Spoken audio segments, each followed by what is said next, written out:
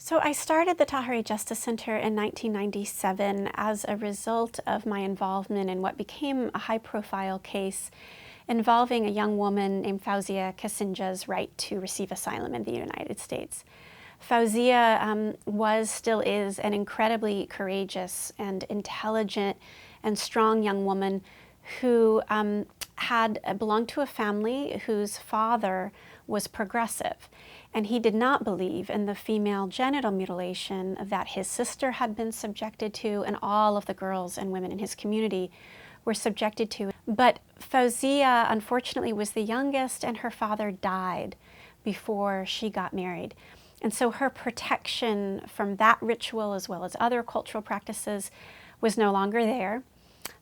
His family, who inherited her, then required that she marry. They sold her for a large dowry to be the fourth wife of a 45-year-old man. She was 17 at the time. But literally minutes before she was to undergo female genital mutilation, her sister helped her escape. She made her way to the United States. She was honest at the border and handed over a document that she had purchased on the black market to get there, and found herself then in our immigration system, where she was placed in maximum security prisons with American convicted felons for almost 2 years.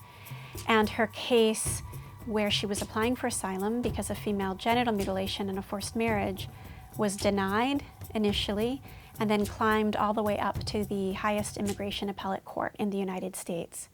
And at that point, she won, and her case helped to set national precedent, legal precedent, with regard to whether or not you can get asylum in the United States because of what we now call gender-based persecution. I had the honor of helping advocate on Fauziya's behalf as a law student at American University.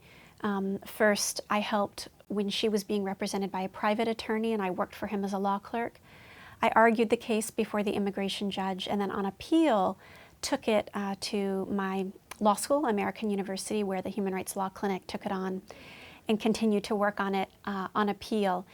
And that experience was transformative for many reasons, but specifically what happened was when her case got a lot of media press, and there was attention to it, and then she won, I got lots of phone calls from women and girls who had seen my name in the newspaper and then looked my number up and called. I couldn't find other organizations to refer them who did this kind of work. Then the other thing that happened was there was commercial interest in her story and my story of helping her as a law student.